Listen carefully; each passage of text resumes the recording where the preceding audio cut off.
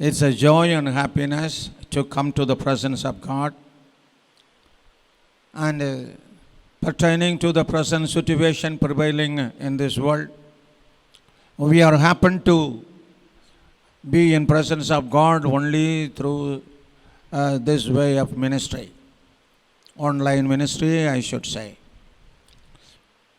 So what I want to, the wish or the desire of my heart is you should feel the presence of God.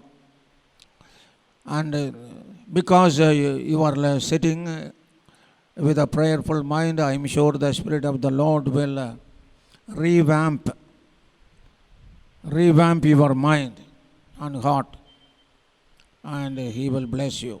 You are going to hear a worship song, and then you are going to hear God's word.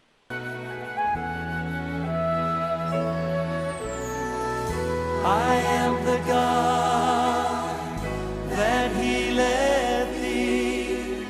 I am the Lord your healer. I sent my word and healed your disease. I am the Lord your healer. I am the God. I am the God that healeth thee. I am the Lord your healer. I sent my word and I healed your disease. I am the Lord your healer. You know, in the name of Jesus, we have everything we need. And just as we've sung about him as Jehovah Jireh, our provider, he is Jehovah Rapha, the God that heals us. His name is more powerful than cancer, heart disease, or any disease you can name. Whatever your need, he's here to heal you. Let's confess him as our healer as we sing, "You are the God that healeth me." You are the God that healeth me. Oh, you are the Lord, my healer. You are the Lord, my healer. You sent your word and healed my disease. You are the Lord, my healer. You are the God. You are the God that healeth me.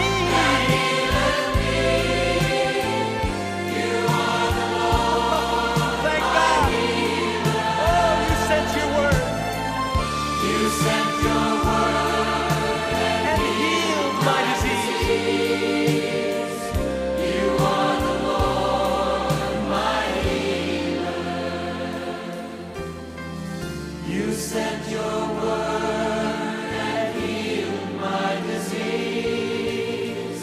You are the Lord, my healer. You sent your word. You sent your word and healed my disease. You are the Lord, my healer.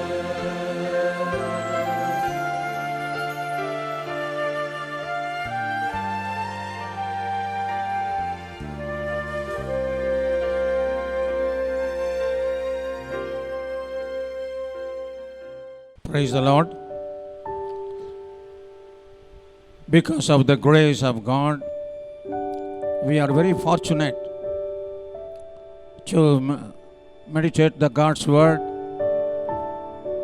according to the leading of the Holy Spirit, with the purpose that God has a great plan during these days to prepare our body, mind, and the spirit to get it sanctified, glorified, and to be people of being a workmanship in this world for the expansion of His kingdom.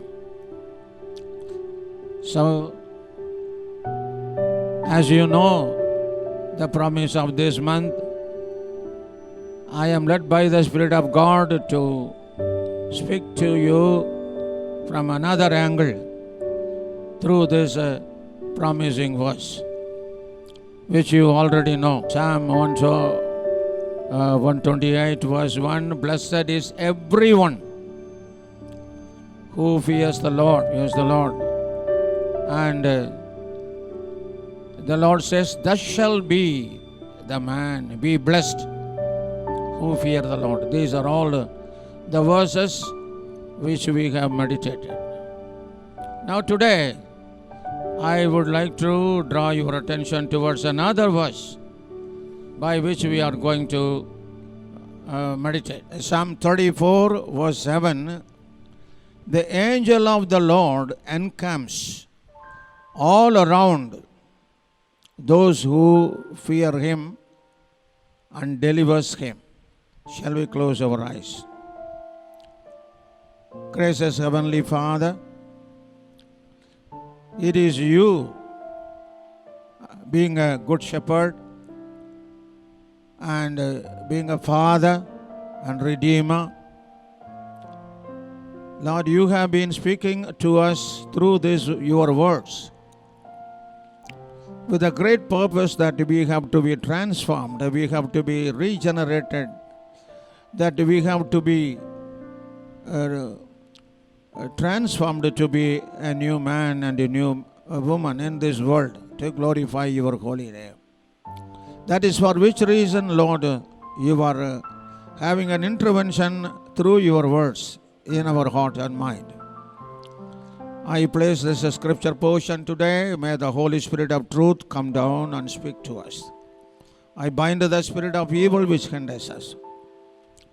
We extend all the glory and honor unto you. In the wonderful name of Jesus, we pray. Amen. This is one of the commissions of the angel. God has given commission to the angel to encamp all around those who fear him. And the purpose of encamping the angels all around his people is to deliver them.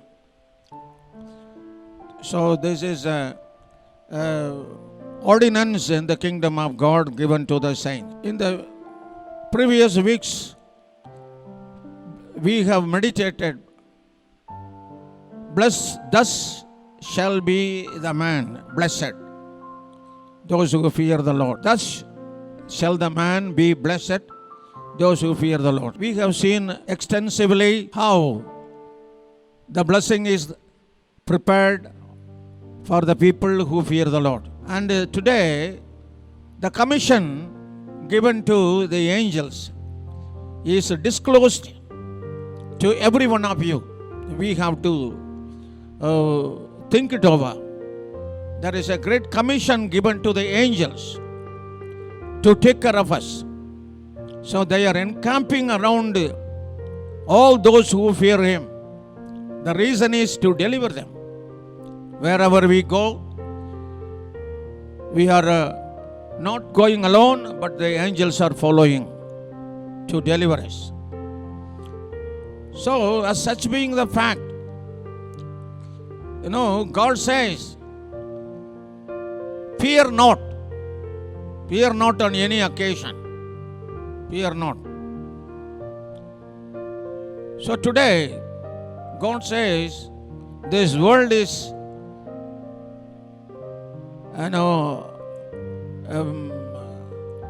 facing, we have to encounter this world, which gives us fear in every walk of our life in this world. But God says, He has given a commission to the angels to encamp all those who fear the Lord. Hope you are listening. God has given commission to all the angels to protect us and to deliver us. So He says today, fear not. Fear not. So, the God who was in the beginning, the God who was in the Old Testament, is the same God who is risen and He is in the midst of us. We have been viewing the physical body of a person, but God is, He manifested in a physical body, but He is in spirit, invisible spirit, brightness of His glory. So, He has given order to the angels to encamp all those who fear Him. So today, I would like to tell you that you should hear this message with a mind that angels are with you. Angels are with you. And God is loving you so much by sending His angels to encamp around you, to protect you, and to deliver you. Here we are seeing God's intervention in the people on three circumstances. Number one, when we confront problem in our life, we happen to have a fear. Problems. The problems may differ from person to person, circumstances to circumstances. So, because of the problems that encamps around us, we happen to have a fear. Then, when we confront not only problem, but when we confront lack of provision, not only problem, lack of provision, we happen to have a fear. Problem, provision. Thirdly, we happen to have a fear, not only problem, not only provision, but lack of proper understanding of God. Lack of proper understanding. So problem, provision, proper understanding. These things are very highly necessary to every person. So when we happen to have a problem, naturally fear comes. For that, He brings before us two characteristics of the Old Testament saints of God, the forefathers. When you turn with me, Genesis chapter 26, he was, he has chosen his people. He has chosen Abraham. Abraham, Isaac, and Jacob are the forefathers. Now, God is now coming to the people who are under the problem. Now, Isaac had a problem. Isaac was dwelling in the land of Gerar. On one occasion, he happened to come to Gerar, and because of the king, Philistine king Abimelech, he told his wife Rebekah as his sister. And because of that, I don't have time to explain how the problem arose. You can read the problem of Genesis from 26 verses from 6 to 11. You can see how he met a problem when he was in Gerar regarding his wife and the king of Philistine, Abimelech. Secondly, another problem. He pitched tent from Gerar and he put the tent in the valley of Gerar. There arises another problem.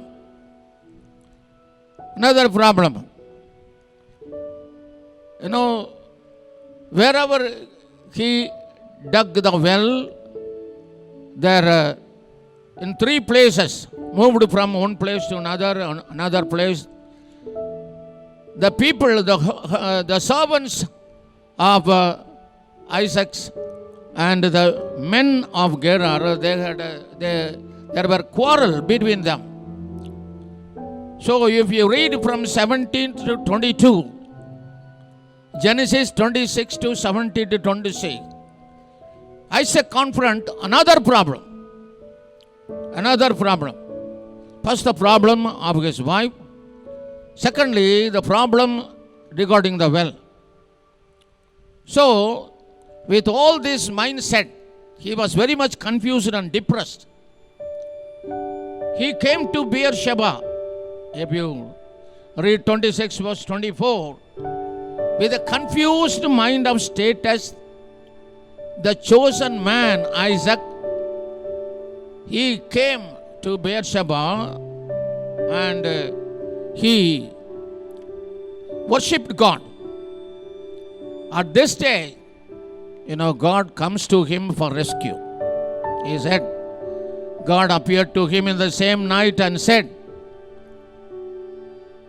he told him, Isaac, do not fear. I am with you. I will bless you and multiply you. So today, why God has given this, my dear brothers and sisters? Today, if you are having in your mind you are chosen by God, the God is telling you, if you are encircled with a problem, if you are surrounded with what may be the type of the problem may vary from person to person, from situation to situation. But problem is problem, which makes your mind to get confused. Today the Lord is telling you, He has sent His angels to encamp around you, my dear brothers and sisters. You remember, God has told you He has sent His angels to have an encamp around you to give you deliverance. Whatever may be the problem, this is a short message you are facing. Maybe personal problem, maybe problem of children, maybe problem in the work spot, maybe problem in the family. Whatever may be the type of the problem that you are confronting, you are confused and you are depressed and disappointed. You are not having proper sleep because of the problem. And now that Lord is telling you, He has given an order to the angels to have encamp around you to deliver you. That is why God says, do not fear. Do not fear, I am with you. This is a natural fear. The fear, first of all, entered into Adam when in the Garden of Eden, because he disobeyed to God's word, and the fear came into him by the devil of the prince of, who is the prince of this world. The fear, the state of fear which entered into Adam is being continued in all the races all over this world, in all human race. That you have to make sure. But today, the Lord is telling you, I have chosen you, I have redeemed you through my precious blood. The risen Jesus is telling you today, do not fear. Do not fear. Hallelujah. He says, I am with you and I will bless you and I will multiply you. The promise which He has given to Isaac. He is our forefather. Whatever He has given to our fathers will certainly come to us as too. Not only to Isaac, to Jacob also there was a problem. If you read Genesis chapter 46, 2 and 3,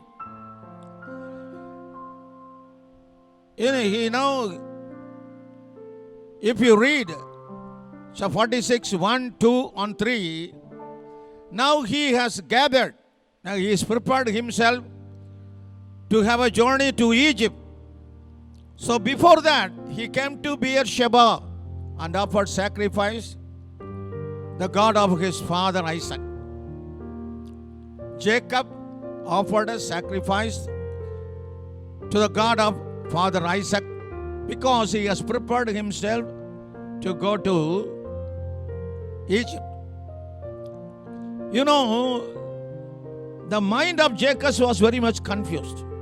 Egypt is a place where, even though there is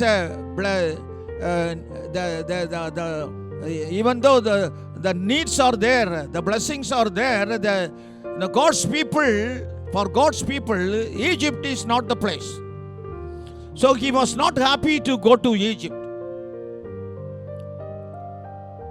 When in the life of Abraham, in the life of Isaac, he knew how the problem arose from Egypt. So he was very much confused. He was not happy to go to Egypt, but he happened to go because his son is there. His son Joseph is there, so he has happened to go. So he prepared everything and he was willing. But before that, he has come here to offer a sacrifice. Here, God came to him through a vision. He said, in third verse, I am God, the God of your fathers. Do not fear to go down to Egypt. I will make you great nation there. My dear brothers and sisters, now here is a particular problem. If you are having a purpose of going to a place, if this is God's will. So Egypt was not a congenial place, not a favorable place. But in spite of that, Jacob had to go there. But now God is telling to Jacob, do not fear to go down to Egypt. I will make you a great nation. Now I am sure this is a prophetical utterance to some of you.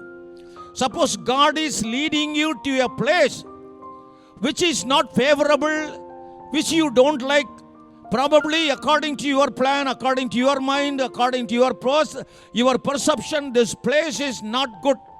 But if God says you to go there, now you are going. Now you are going.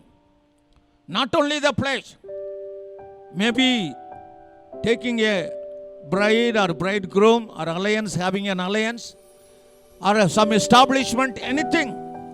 If God says to go, do not fear, you grow and I will make you great nation. If God says, you can proceed. Now the second thing is, I told you, fear not because of the problem. Secondly, fear not because of the provision, lack of provision. Now if you read 1 Kings chapter 17, from 7 to 14, there is a context. As we all know, Elijah was there in the brook of Kerith, and the Kerith dried up because there was no rain. And God's word came again to Elijah,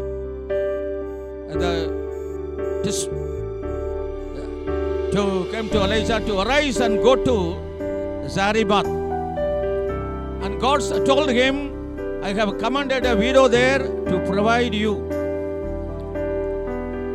Now he came to the gate of the city, and indeed he saw a woman there gathering sticks. And Elijah called her and said to her, please bring me a little water and a cup that I may drink, he asked her. Now as she was going to get it, he called her again. And he said, please bring me a morsel of bread in your hand. Now, she said, as the Lord God lives, I do not have a bread. I have only a little handful of flour in a bin and a little oil in a jar.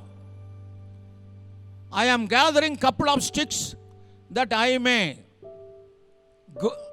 go in and prepare for myself and my son, that we may eat and die.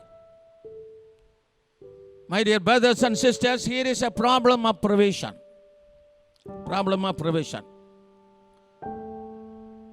Now this is a lockdown period. No job.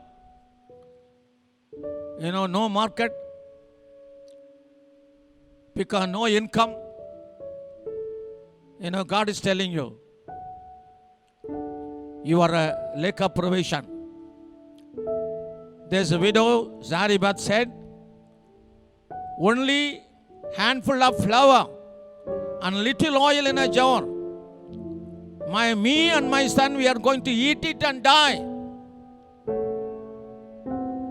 This may be the situation today because of the pandemic, because of the situation prevailing in India, in Tamil Nadu and in Chennai. But Elijah said to her, do not fear. Do not fear. This is God's word to you, my dear brothers and sisters. Do not fear for want of provision. Do not fear. Go and do as you have said, but make me a small cake. First, bring it to me. Afterward, make some for yourself and your son. Your son. In this period, in the spite of the financial crisis, in the midst of the crisis in your company, in your workshop, you may look forward great crisis. But God is telling, in the midst of that, whatever that you are supposed to give unto God, first you give unto God. Maybe an offering, maybe a tithe, whatever it is. Because we are children of God. We are in the kingdom of God. Though physically we are in this world, we are not in this world. We are chosen. Even before the foundation of this world, even before you are formed in the womb of your mother, to be the citizens of the kingdom of God. We are in the kingdom of God, even though we are living in this world. So, we have to do as the Lord's word commands us. And 14th verse he says, thus says the Lord God of Israel, the bin of flour shall not be used up, nor shall the jar of oil dry, until the day Lord sends rain on the earth. Now this is a word of God, especially for you. Whatever that you are supposed to give to God, you generously give with all your mind, with all your heart, with all your strength. Do not worry about, probably you may not be having money for the provision of tomorrow. Probably you may not be having anything for tomorrow. But God is telling you, don't worry. If you want to see a miracle, just like this woman in Zarephath, God is telling you, fear not. Fear not the lack of provision. And she went away and did according to the Lord, to the word of Elijah. She and he, her household, ate for many days. For many days. I don't know why God has led me to tell you. In this lockdown period, you need not worry about it. Fear not. For the past 2 months, I didn't know how to pray for this pandemic. I didn't know how to pray. But last week, when I was praying, I was led by the Spirit of God to give a command. And I know there are thousands and thousands of servants of God are giving command.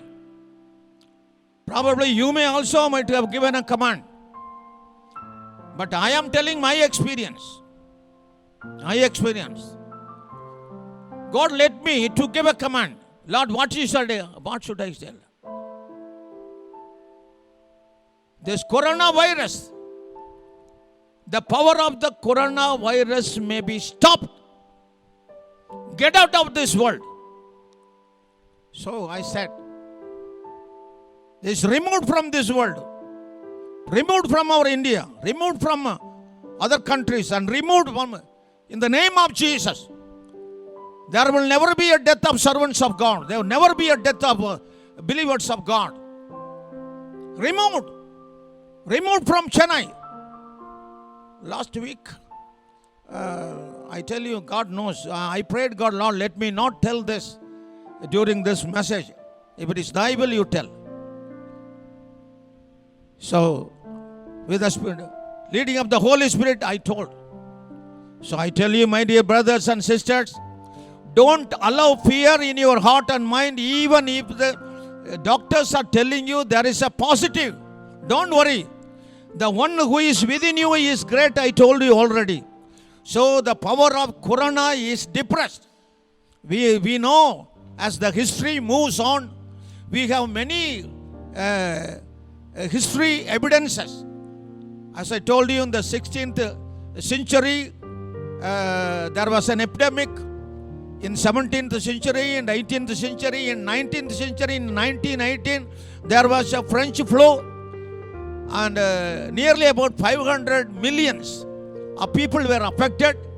50 million died. 2 years. Then afterwards, the French flu vanished. So now to corona, I tell you, before the end of this month, the corona will be vanished and it will never be continued no more. I tell you in the name of Jesus, there will never be a third wave. And God has led me to tell this. I'm telling you this. Don't worry about it. So, whatever God asks you to do, whatever God asks you to give, you generously give. Fear not about the power of this corona. The power of God is greater than the power of corona, I tell you. So, this is fear of provision. Thirdly, fear. Proper, we need understanding. We should have a clear understanding about God. In Isaiah chapter 41, verse 10, he says, fear not, I am with thee. Be not dismayed, for I am thy God, and I will strengthen thee. I will help thee. I will uphold with the right hand of my righteousness. This is a proper understanding. Proper understanding. And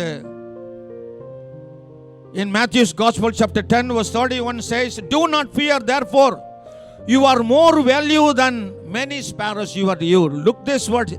You are more value. You are a valuable man. You are a valuable believer. You are a valuable servant of God. So do not fear. I am with you. You should have a proper understanding of the realization of God with you. You should realize it. Day or night. You should say, I am dead to this world. I am dead to the power of sin. I am dead. I am no more. It is no more. I have submitted my body, mind and the spirit as a living sacrifice unto God. And it is no more I that liveth, it is like Jesus liveth in me. So let me not allow the fear to enter into my mind. So we should have a proper understanding of the presence of God. So let there be corona, no problem. No problem. God says, even though the people are dying, the servants of God and the believers are also dying. but we are the seed of God. We are seed of our Lord Jesus, chosen, redeemed, prepared to be His precious souls. So let us not be worried. We should have a proper understanding. So fear not. You are more value. Man is created in the image and likeness of God. So you are, that's what Genesis 1:26 says. You are created to the image and likeness of God. Now because of the blood of Jesus, you are transformed. You are regenerated. Your old nature has gone away. You have put on the new nature. So having a new nature in yourself, you need not worry about the power of Corona. You are a product of God's creation. That's why you are more value. You are created with the distinct elements, and with the breath of life. That's what Genesis 2:7 says. You are value. You should understand that your life is the life of God. You alone, directly and personally shaped by God. You are directly, personally shaped by God to have the likeness, image of the Jesus Christ with His precious blood, with the Holy Spirit. So if God says you are directly and personally shaped in Genesis 2:7 says, you are more than the Old Testament creation. You are a new creation. You are a new man. You are with a new spirit. And in Genesis 1:26 says, you alone given an authority on the material creation and the living beings all over this world. So such being the fact of the authority God has given you, fear not. You are more value. You are more value. So you are morally responsible to obey God's commandment. You are responsible. We are the responsible people to obey God's word. We are not reckless people. We are not careless people. We are the people chosen by God to be very careful. We are revamped. We are renovated to be the workmanship of God. So my dear brothers and sisters, today the Lord is telling, because of the problem that being confronted every day, the Lord is telling you, do not fear because of the problem. Do not fear because of the provision. But Lord is telling you, you may tell that I do not have proper understanding of God, proper realization of God. But God is telling you, don't fear not because of the lack of a proper understanding of God. I am with you. I am with you, He says. Fear not. You are mine. God says, you are mine. Do not be dismayed. I will strengthen you. I will help you. If you are not so far understood about this, God is telling you, I am going to strengthen you. Be not dismayed. Are you happy today? Fear not because of the problem. Fear not because of the lack of provision. Fear not because of lack of proper understanding of God. And the Lord is going to uphold you. The Lord is going to strengthen you. And the Lord is going to help you because you are a valuable man. Valuable man. The worldly people may destroy their life if they confront problem, maybe financial problem, maybe physical problem, maybe racial problem, but they will destroy the whole family. The wife, children, everybody, they will commit suicide and die. But God is telling you, you are a valuable person. I will take care of you. I will uphold you. Don't be dismayed. Fear not, I will strengthen you and I will help you. Gracious, shall we close our eyes and pray unto God? Gracious Heavenly Father, thank you for these words which are so comfortable to the people who are listening. So you are telling, fear not. Today's word is, don't fear not. My dear brothers and sisters, whatever the problem that you are facing, God is telling you need not fear about it. He has given a commission to angels they are encamped around you. They have surrounded you to deliver you. So do not be dismayed. Fear not because of the problem. Do not be dismayed because of the provision. Do not fear because of lack of proper understanding of God. Thank you, Lord Jesus. Lord, I pray that everyone who has listened this word is going to be blessed. They are going to be, Lord, blessed in a special way. They are going to be strengthened. Lord, I believe they are going to be strengthened and blessed, and they are going to be comforted. Thank you, Lord. In the matchless name of Jesus, I pray. Amen. May the grace of Lord Jesus Christ and the love of God and the fellowship of the Holy Spirit be with you from now till the coming of Jesus.